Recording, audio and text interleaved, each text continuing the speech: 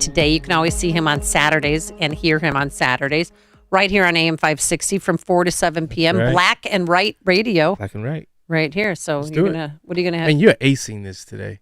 What? I mean, not one black and right, black the right, black and white. I don't make mistakes. The new me, I don't know. Dan said you made an egregious error yesterday. Oh, yeah, because I said somebody went to the wrong high school. And somebody texted me that I said library instead of library. Library. It's library. You got a lot of that Chicago slang. Library. Yeah. That's always been a tough word for me. I've always tried to shake my Chicago accent. Why? It's hard. Oh, when I was a reporter in Tucson, people would call in and say, "Who's that girl with that horrible Chicago accent? Yeah. You should get her off the air at once." Yeah. So you know how you say ask? You ask somebody something? That's me. Or instead of to. Oh, God. I'm going to the store. Instead of, no, Amy, you have to say I'm going to the store. When I was a cop in Champaign, there was a street called Bradley. And I would say Bradley. See the T? Oh. Because you remember D's are... We put T's where D's are in Chicago verbiage. Right, that's right. You know, hey, Bradley. I mean, hey, I'm at Bradley. He called me out big time about that. Well, we'll get to some listener voicemails because some later in the show because you're going to love those. All right, while you were sleeping, Brandon Johnson released a new ad attacking Paul Vallas because of something that was said during the debate about abortion. Paul Vallas, on the other hand, fundamentally opposes a woman's right to choose. That's nonsense. I've never said that. But the bottom line is fundamentally I oppose abortion. The Supreme Court today delivered one of its most consequential decisions in generations. The justice is saying we hold that Roe must be overruled. That says Roe versus Wade is history. But the bottom line is fundamentally I oppose abortion. But the bottom line is fundamentally I oppose abortion. But the bottom line is fundamentally I oppose abortion. So that's the new ad slamming Paul Vallas on a comment he made, remarks he made back in 2009, which seems like eons ago. Yeah, but Amy, a lot of people fail. I'm getting ready to post the video on my Black and Right page, and I'm gonna put it in the comments page of the live feed we have today, because there's a YouTube video. He was on Berkowitz's show when he said that. Yeah. But prior to that, he said something else. You know, and shout out to Ted Dabrowski for sending that. So he says, personally, I'm pro-choice. So personally, I'm pro-choice. But he did the Rod Sawyer thing. You know, personally, I'm pro-choice, but I respect the woman's right to choose. And that's basically what Paul Vallas did here. But, you know, with ads work. They took it out Words of context. Work. So crunch time almost with this election, April 4th. And one person who is endorsing Paul Vallas is our good friend, Dr. Willie Wilson, who joins us again on our Turnkey.pro answer line. Good morning, Mr. Wilson. How are you? Hey, good morning, Amy and John. How you guys doing? We're doing well. So what was the main reason, the driving factor behind your endorsement for Paul Vallas over Brandon Johnson? Well, basically, we kind of in sync together with Paul and myself as related to, we're not going to defund the police officers and then the taxes where people got problem now just trying to pay rent. And so, you know, the crime is a situation where it's that if you defund the, police officers, people move out of the city, people don't shop in the city, and that, to me, just don't make sense. What about this new abortion issue? You know, Paul Vallas making a comment in 2009. Obviously, people change their mind and their opinions on public policy, but do you think that's going to affect, his race coming up April 4th? No, I don't really think that's going to affect, at least, but from my perspective, as related to the African American community, that particular community, which is right now, I think that we're more concerned about, like the rest of Chicago, crime is the dominating factor right now. I think that is what's going to dominate it, and that's with all citizens. I just don't believe that's going to be a factor in it at all. Yeah. Dr. Wilson, there was an article, I believe it was in the Sun-Times, maybe the Tribune, by Chinta Strasberg. And in it, it talks about one of the other reasons why you chose to support Paul Vallas was because the black politicians discriminated against you. What does that mean, and why was that important to make that distinction? Well, I don't want race to come in to be a problem with it, this election. I think it's about people bringing people together and things of that nature. And as I look, during my run for politics, I have ran for politics pretty much. The black politicians have supported the white candidate. And I'm from the community. I help the community, help all communities. But they'll overlook that, and I want to point out the fact is that, look, Jesse, if you're going to say someone's discriminate against somebody else, well, a lot of discriminate against me, and I'm the same color. And that shouldn't be a factor. Right now it's about crime and taxes. So I just want to call that out and make sure that, look, find another situation to be on.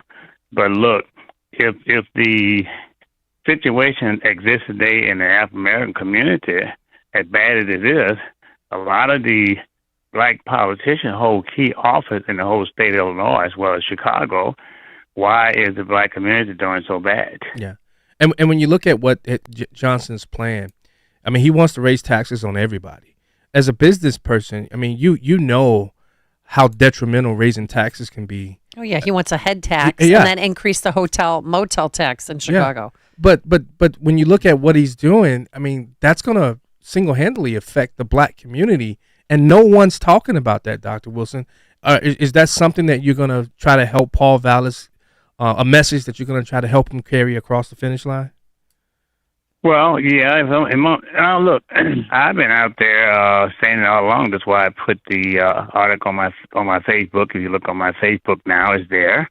I've been out talking to my church family. We've been out there. I did think that let's put things in perspective. We know race exists everywhere, but we got to get past that and try to bring people together. We must not single out something that we're doing our own self. So, I mean, it don't make sense. Now, if anybody understands race is a problem, I'm from Jim Crow days. I was back in the Civil Rights era all the way to now, so I understand it very clearly.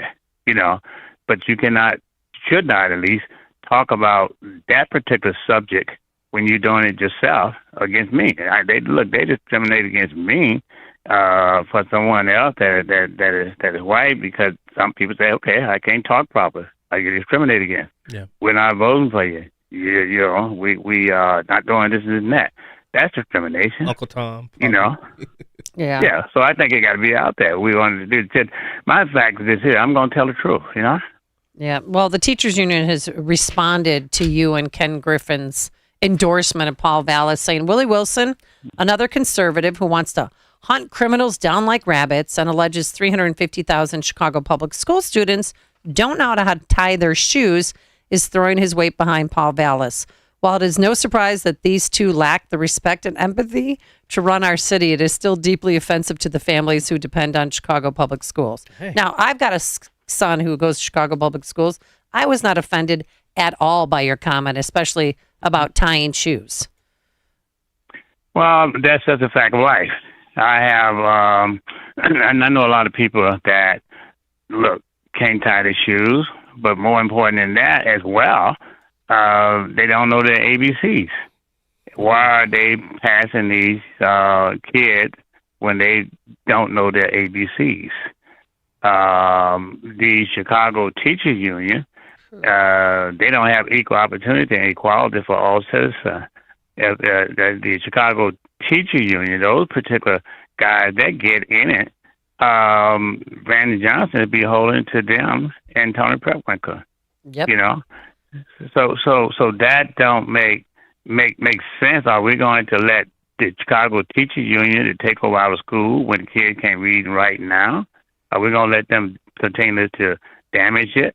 And then don't forget about the situation where it's that them young men, young ladies in school, a lot of them getting raped and stuff like that in the past. Nobody talking about that. Yeah, the OIG's report where there's 470 cases of grooming, sexual assault. And in one of the cases, a teacher ended up in a kid's bedroom. Now, how the heck does that happen? And the person not get fired right away. And they never told us the names of the teachers. We never knew what schools they worked for. So as a parent, we were left out in the dark. And I agree with you. If Brandon Johnson, oh my God, if he's mayor, the CTU will be running City Hall. Yeah, and so these are very serious questions, and so these guys going to speak about situations that they're causing themselves. You don't point your finger over here and try to put a race card involved in this here. These are situations that are going to affect the kid's life and livelihood. They never will get ahead in life this way. They always will be in poverty, and crime will continue to exist, and kids will keep going to jail, in and out of jail. We have to be serious about it and take a stand on it and deal with it. They are running the school.